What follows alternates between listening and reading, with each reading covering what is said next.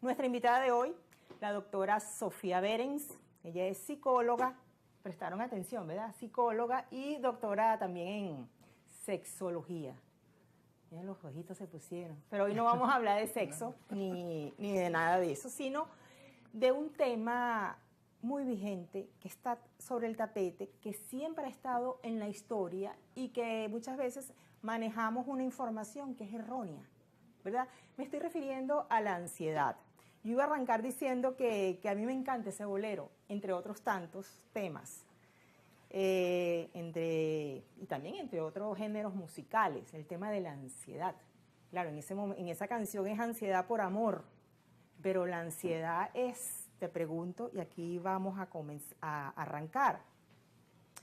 ¿Qué es la ansiedad? La ansiedad es anticipar el futuro, preocuparse por el futuro, predecir un futuro que es malo, que es tenebroso. Bueno, fíjate tú, la ansiedad puede verse en diferentes aristas, ¿no? Lo primero es que la ansiedad o el miedo, que tiene que ver con el miedo, la ansiedad, miedo, nerviosismo, eso tienen como una especie de sinónimos, ¿no? Tiene que ver con una respuesta absolutamente, además adaptativa, del ser humano ante las cosas, ¿no? Cuando nosotros tenemos una situación de amenaza real, los psicólogos siempre hablamos del tigre que nos va a comer, ¿no? Es un tigre que nos va a comer, que se te active la respuesta del miedo, de la ansiedad, pues es adaptativo, porque vas a tener comportamientos que te van a proteger de la amenaza real. O sea, cuando hay situaciones de amenaza real, la ansiedad es adaptativa. La ansiedad es como una alarma, es como la alarma que prende el miedo ante una situación de amenaza, ¿no? Cuando la amenaza es real, ahí la ansiedad es adaptativa.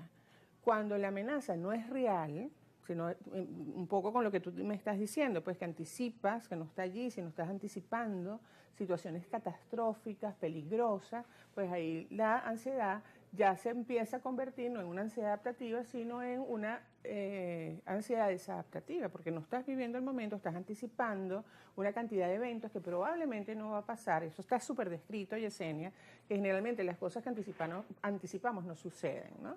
Entonces, activas esa alarma del miedo, que es una alarma, ¿no? El ser humano prende las alarmas, entonces se te acelera el corazón, sudas las manos, te pones temblorosa, tienes una visión de enfoque, no ves más allá sino de lo que estás viendo en el momento. Entonces, claro, allí estás activando esa alarma cuando no hay un peligro real, sino es un peligro anticipado. Eso es por un lado, ¿no? Ahí se convierte la ansiedad en trastorno, y no solamente que lo puedes hacer una vez, porque si lo haces una vez y lo corriges, está bien, ¿no? Pero cuando eso en las personas se establece de manera como bastante permanente, ¿no? Como muy frecuente, allí ya hablamos del trastorno de ansiedad. Pero psicológicamente hablando, ansiedad y miedo es lo mismo. Son sinónimos, son sinónimos. El miedo es como la básica, ¿no? Es como la emoción básica.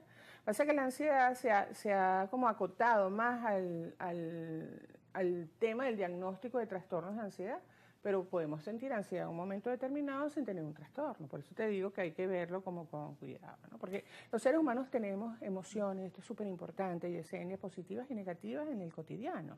Entonces, a veces las emociones negativas no las queremos transitar, no nos queremos poner tristes, o no nos queremos poner ansiosos, no nos gusta tener rabia.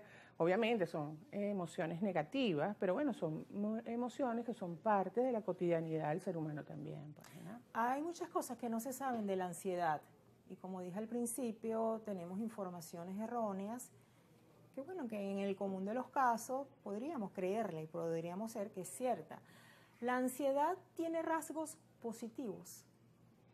Bueno, claro, si es una ansiedad que se aplica, ¿verdad?, a una situación de amenaza real, la ansiedad te ayuda a hacerle frente a la amenaza real. A tomar una decisión, a tomar por una ejemplo. decisión y a tener comportamientos de afrontamiento ante la situación real. Por ejemplo, hay una persona que lo va a atracar a alguien.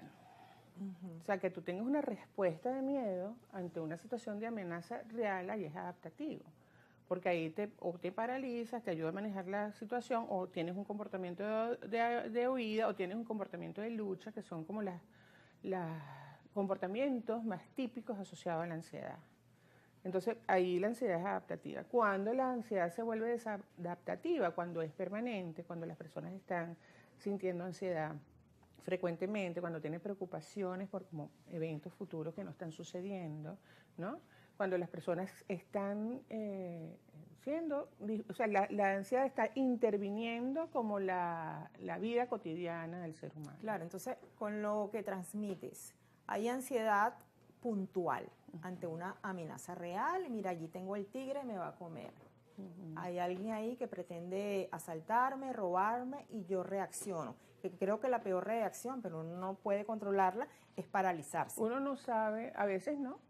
A veces lo mejor es paralizarse. Lo que pasa es que eso es una reacción además que es como muy automática. O sea, cuando tú tienes una amenaza real, generalmente la gente dice, bueno, yo quiero responder de esta y de esta forma, pero a lo mejor no respondes así, porque es una respuesta como bastante automática a la situación que se está presentando en el momento. O sea, tendrías que estar muy entrenado. Sí. Hay mucho juicio o mal juicio de personas que dicen, ay, yo no hubiese reaccionado así. Eso no se controla. No se o sí se controla. Es muy espontáneo. O sea, cuando tú tienes una amenaza real, la respuesta que generalmente das ante una situación de amenaza real es bastante espontánea, a menos que estés muy entrenado. Pues habrá gente que se entrena, pero estamos hablando del cotidiano, ¿no?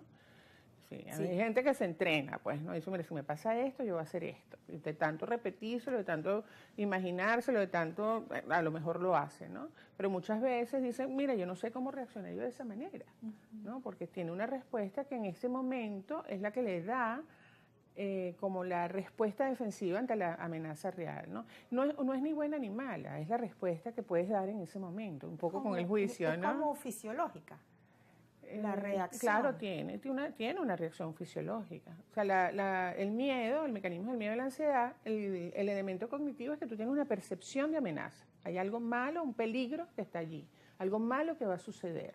Y esa percepción de amenaza, que además es absolutamente automática, o sea, no es una cosa que tú la buscas, que tú racionalmente te pones allí para sentirte ansioso, sentirte mal, no, es una cosa que miras en ese momento, ¿no? A veces esa percepción es real, porque está la amenaza real, como hemos visto, y otras veces no. Ahí quiero detenerme en lo que es la amenaza irreal. Esa es la que más abunda, esa es la que es mal manejada. ¿Cómo debemos afrontar una amenaza que no es real, sino que está aquí y que le damos vuelta y vuelta y vuelta a la idea, al pensamiento? Incluso podemos llegar a sentir o no pánico. Sí, bueno, fíjate tú que la amenaza real, el sentido común, la percibe como amenaza, ¿no? Es una situación realmente peligrosa. Y la anticipada no está en el momento. No está. O sea, ahí y sí me pasa esto. Yo siempre digo el isiismo del ansioso, ¿no? El isiismo. El isiismo, le digo yo. El isiismo es, me pongo, en el y sí me pasa esto, y si sucede esto. Hay diferentes formas en cómo la ansiedad se manifiesta como trastorno, ¿no? Una es la fobia, por ejemplo, ¿no?